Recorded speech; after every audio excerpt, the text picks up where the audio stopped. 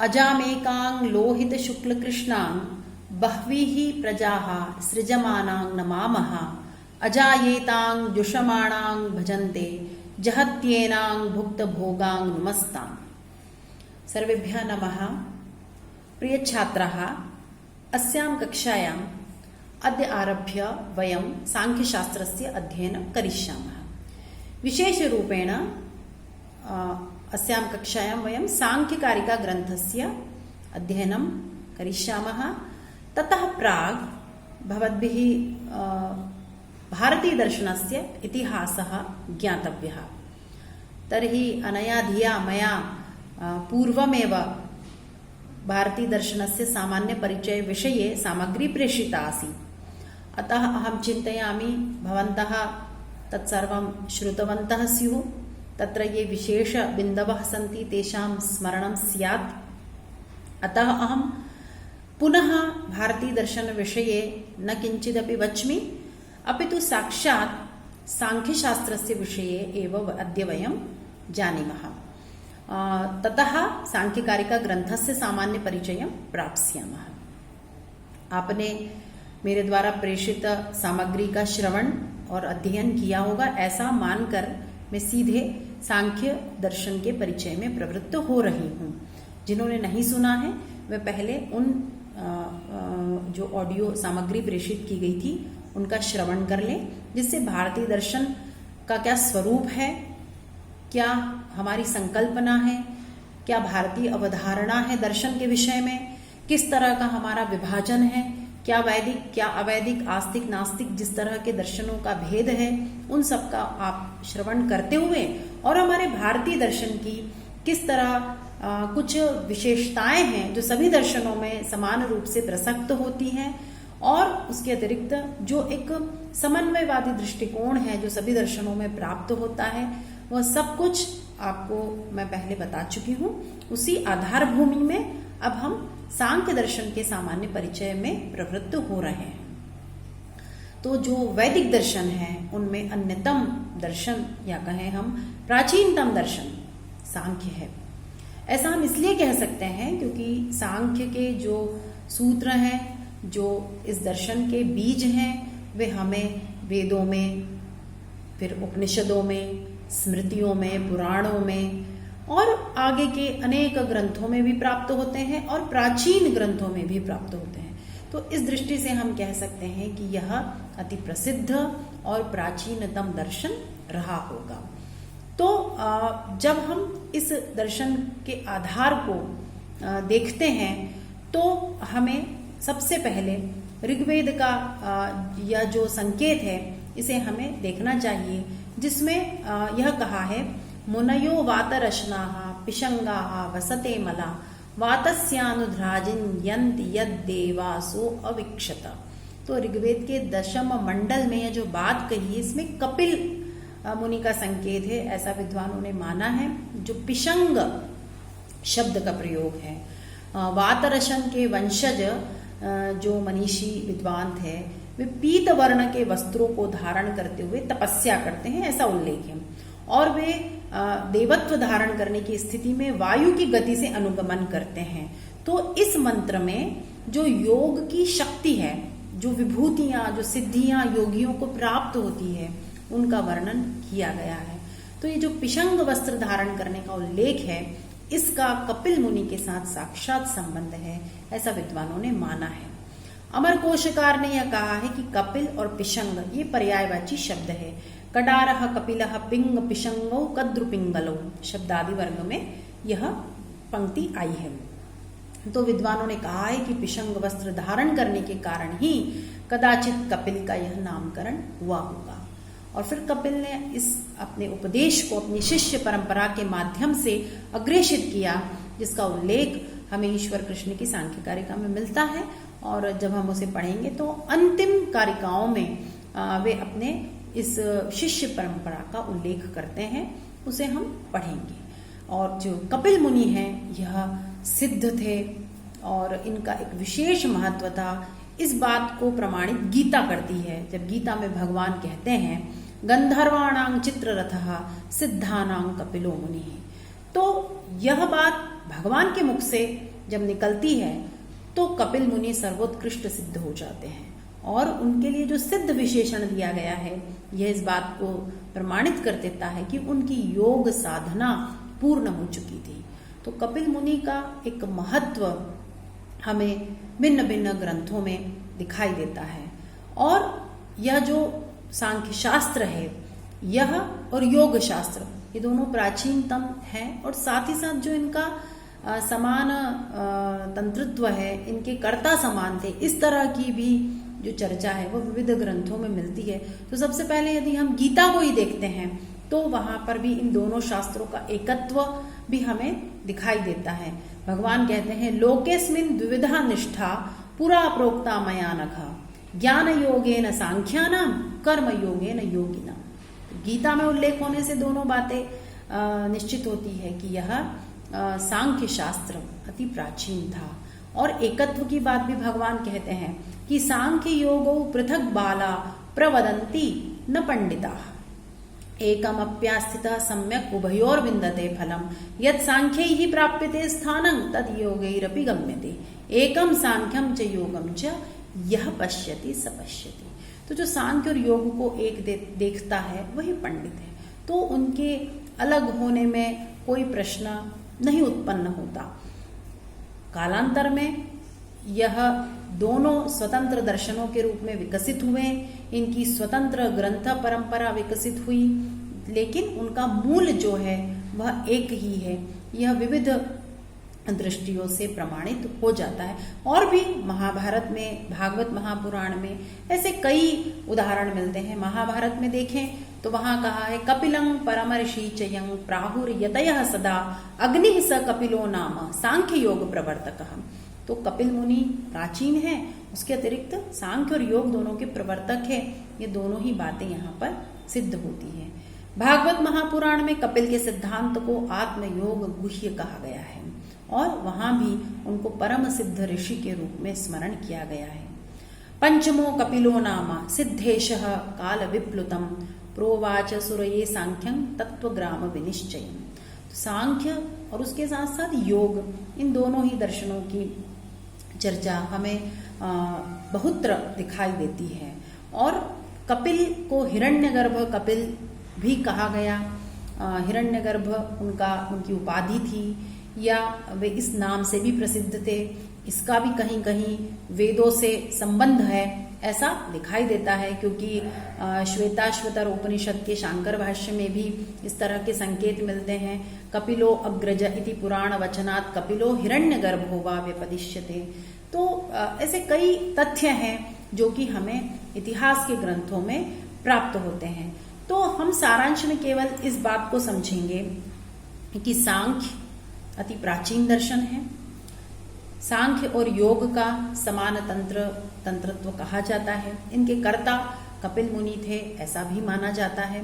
सांख्य सूत्रों के तो थे ही, लेकिन योग सूत्रों के भी प्रवर्तक वे माने जाते हैं। किंतु कालांतर में पतंजलि ने योग के सूत्रों को अनुशासित किया। वे स्वयं कहते हैं अथ योगानुशासनम, अर्थात प्रप्रथम वे उन सूत्रों का लेखन कर रहे हैं या उनका निर्माण कर रहे हैं। ऐसा वे नहीं कहते, बल्कि वे स्वयं कहते हैं कि मैं योग का अनुशासन कर रहा हूं। तो बाद में पतंजलि ही उसके प्रणेता के रूप में माने गए। किंतु इन दोनों दर्शनों की जो उनमें समानता है उसको सभी ग्रंथों ने प्रमाणित किया है। और हम देखते भी हैं कि केवल योग सेश्वर सांख्य है, इतना ही भेद हमें दिखाई देता है। सूक्ष्म दृष्टि से कुछ भेद हैं, किंतु फिर भी उनकी तत्व मीमांसा, प्रमाण मीमांसा और आचार मीमांसा में बहुत साम्य दिखाई देता है। तो इस पूरी चर्चा को करने से हम इन 2-3 बातों को समझे हैं कि सांख्य दर्शन अति प्राचीन है, वैदिक कालीन दर्शन है, वेदों में भी उसके संकेत मिलते हैं और इसके प्रवर्तक कपिल मुनि माने जाते हैं, जिन्हें हिरण्यगर्भ कपिल भी कहा गया। अब हम बात करेंगे सांख्य दर्शन के नामकरण पर, क्योंकि इसका जब नाम सुनते हैं तो जो बच्चे अभी अभी संस्कृत विद्या में प्रविष्ट हुए हैं तो उन्हें लगता होगा कि इस नाम का क्या अर्थ है। तो यहाँ पर सांख्य, इसमें संख्या जो शब्द है, इसका जब हम व्याकरण की दृष्टि से थोड़ा सा विश्लेषण करते हैं तो सम उपसर्ग पूर्वक चक्षिंग ख्याय धातु में टाप प्रत्यय लगाने से यह शब्द निष्पन्न होता है। और इसका अर्थ देखते हैं तो गणना और सम्यक विचार। अब ये दोनों ही अर्थ लग जाते हैं। महाभारत का एक श्लोक देखते हैं जिसमें गणना के कारण इसे सांख्य कहा है, यह स्पष्ट हो जाता है। संख्या प्रकुर्वते चैव प्रकृतिं च प्रचक्षते तत्वानि च चतुर्विंशत् तेन सांख्यम प्रकुर्वते। और जो दूसरा अर्थ है सम्यक विचार, उसको भी देखते हैं तो अमरकोशकार कहते हैं चर्चा संख्या विचारणा, इस अर्थ में यह शब्द है। तो विद्वानों ने इसका जो विवेचन किया वह इस तरह से कि सम्यक क्रमपूर्वकम ख्यानम कथनम यस्याम सा संख्या क्रमपूर्वा विचारणा ताम अधिकृत्य कृतम तस्मात् सांख्यमित्युच्यते शास्त्रम। जहां पर क्रमपूर्वक सम्यक विचार किया गया है।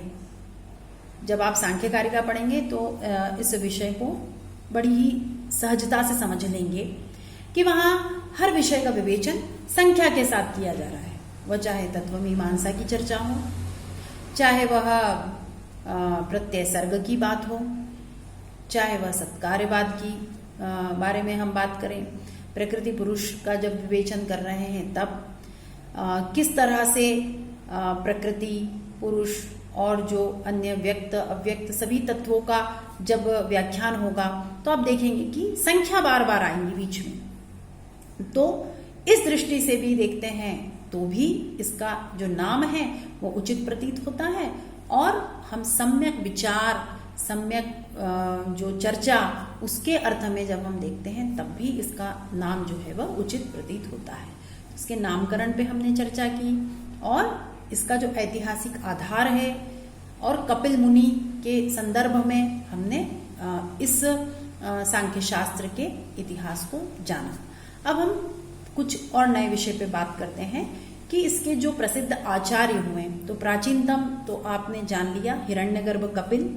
इनके एकत्व और अनेकत्व के विषय में बहुत सारे मत है, क्योंकि आपके भी मन में यह जिज्ञासा उत्पन्न होगी कि कहाँ वेदों का काल और फिर कहाँ महाभारत, फिर पुराणों का काल, स्मृति काल, और फिर बाद में जब हम अर्वाचीन स्तर पर भी देखते हैं तो हमें सांख्य के कई ग्रंथ प्राप्त होते हैं। तो लोगों ने यह भी कहा है कि कपिल अनेक हुए हैं। वैदिक कालीन कपिल मुनि अलग थे और कालांतर में जो मुनि हुए जिन्होंने सांख्य सूत्रों का प्रणयन किया, उन्हें भी यह उपाधि प्रदान की गई। तो जो भी मतांतर हैं वे इतिहास की पुस्तकों में हमें प्राप्त होते हैं, किंतु अब हम उसके काल निर्धारण पर चर्चा न करते हुए इस बात को स्वीकार करेंगे कि यह प्राचीनतम दर्शन है। और यही विवाद रहा कि सांख्य कारिका ग्रंथ को अधिक प्रसिद्धि प्राप्त हुई, क्योंकि वहां पर ये सब विवाद नहीं थे। वह अर्वाचीन ग्रंथ है, किंतु उसको उतना ही सम्मान प्राप्त हुआ जितना कपिल मुनि कृत सांख्य सूत्रों को प्राप्त हुआ। इसके पश्चात कपिल मुनि ने अपने जो शिष्यों की परंपरा है उसका उल्लेख किया है, जो कि उनके भाष्यकारों ने, टीकाकारों ने बताया है कि आसुरी उनके शिष्य हुए, उनके शिष्य पंचशिख हुए, जिसे कि ईश्वर कृष्ण भी उद्धृत करते हैं। और भी कई अन्य आचार्य हैं, जैगीषव्य, देवल, वार्षगण्य, विंध्यवास, विज्ञान भिक्षु, वाचस्पति मिश्र इत्यादि। तो अनेक आचार्यों की परंपरा सांख्य शास्त्र में प्राप्त होती है। लेकिन हम मुख्य रूप से जो जब इनके साहित्य की चर्चा करेंगे तो हम जो प्रसिद्ध, अति प्रसिद्ध ग्रंथ है केवल उन्हीं की बात करेंगे। तो हम कपिल मुनि के सूत्रों की चर्चा करते हैं और षष्ठी तंत्र की बात करेंगे और फिर हम सांख्य कारिका पर आते हैं। तो जो सांख्य के साहित्य पर जब दृष्टिपात करते हैं तो कपिल ने जिन सिद्धांतों का उपदेश दिया उनका संकलन 2 रूपों में हुआ है, ऐसा विद्वान मानते हैं। तो जो पहला है वह है तत्व समास। यह अत्यंत संक्षिप्त लघुकाय ग्रंथ है जिसमें केवल 22 सूत्र है। इसको सभी विद्वानों ने एक मत से स्वीकार नहीं किया है कि यह कपिल मुनि के द्वारा ही लिखित है। लेकिन विज्ञान भिक्षु जिन्होंने कपिल मुनि के सांख्य सूत्रों पर भाष्य लिखा है, उन्होंने इस बात को प्रमाणित किया है कि यह कपिल मुनि कृत ही था। अब जो दूसरा कपिल मुनि का जो ग्रंथ जिसका संकलन किया गया वह था सांख्य सूत्र। उसी को सांख्य प्रवचन सूत्र भी कहा जाता है, जिसमें कि 6 अध्याय हैं और 537 सूत्र हैं। यही मूल रूप से सांख्य के सूत्र कहे जाते हैं, जिनके आधार पर कालांतर में टीकाओं की, भाष्यों की और अनेक ग्रंथों की रचनाएं हुई। ईश्वर कृष्ण द्वारा सांख्य कारिका जैसी कृति लिखी गई।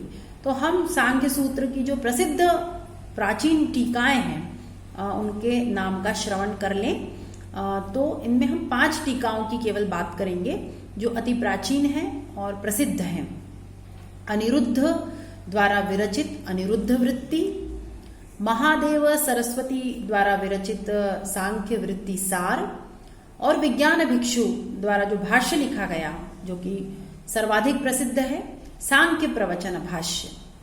फिर नागेश भट्ट या नागोजी भट्ट के द्वारा लघु सांख्य वृत्ति लिखी गई, और विश्वेश्वर दत्त मिश्र के द्वारा सांख्य तरंग नामक जो व्याख्यान है वह सांख्य सूत्रों का किया गया। तो यह सांख्य के साहित्य में से हमने जो आधार ग्रंथ है सांख्य सूत्र, उसके बारे में सामान्य अति सामान्य परिचय प्राप्त किया। अब हम जो दूसरा महत्वपूर्ण ग्रंथ है षष्ठी तंत्र, उसकी बात करते हैं। षष्ठी तंत्र ग्रंथ की चर्चा ईश्वर कृष्ण ने भी अपनी कारिका में की है। इसका कर्ता कौन है, इस पे थोड़ा विवाद है।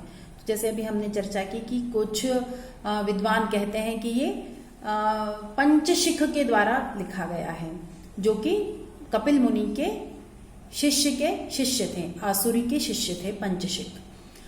कुछ लोग कहते हैं कि नहीं, ये वार्षगण्य द्वारा लिखा गया है, ये भी सांख्य शास्त्र के प्रसिद्ध आचार्य हुए।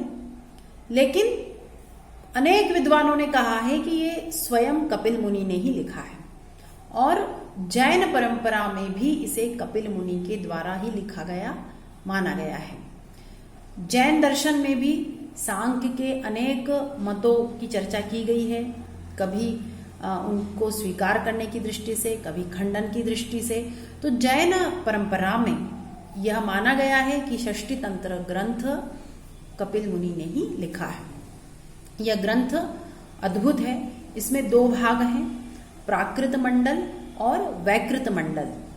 इसमें जो प्राकृत मंडल है उसमें 32 अध्याय हैं और वैकृत मंडल में 28 अध्याय प्राप्त होते हैं। प्राकृत मंडल को तंत्र कहा गया है तो वैकृत मंडल को कांड कहा गया है।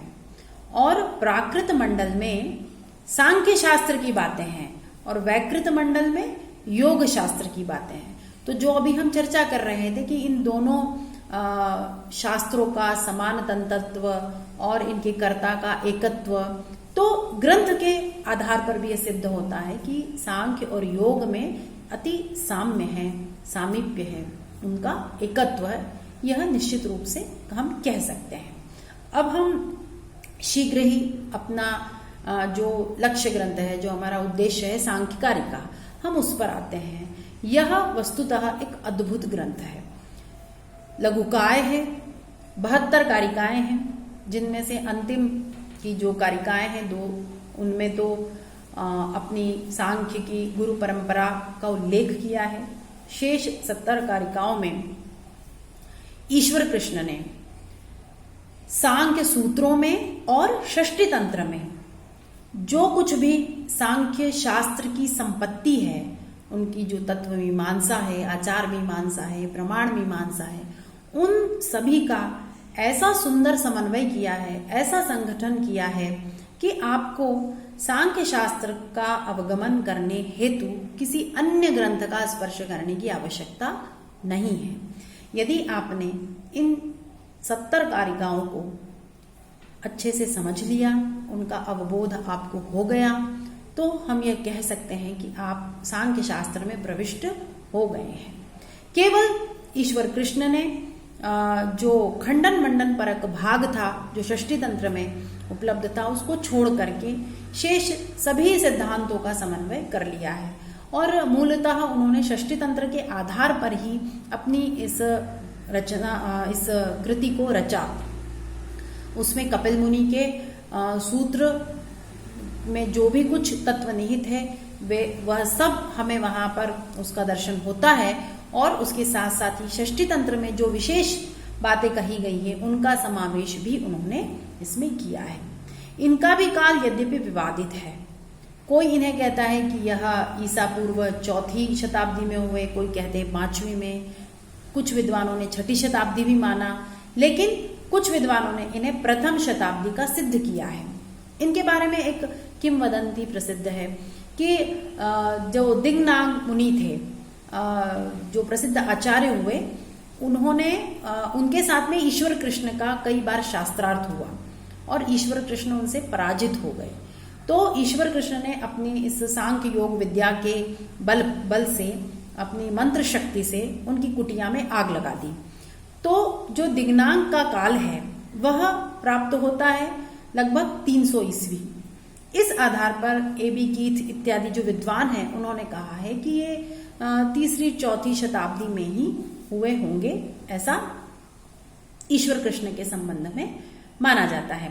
लेकिन जो जैन ग्रंथ है, जैसे अभी मैंने पहले भी चर्चा की कि जैन परंपरा में सांख्य के सिद्धांतों का अध्ययन पर्याप्त हुआ है, तो जैन ग्रंथ अनुयोग द्वार, इसमें उल्लेख प्राप्त होता है कनक सत्तरी, उसे सुवर्ण सप्तति भी कहा गया और हिरण्य सप्तति भी कहा गया।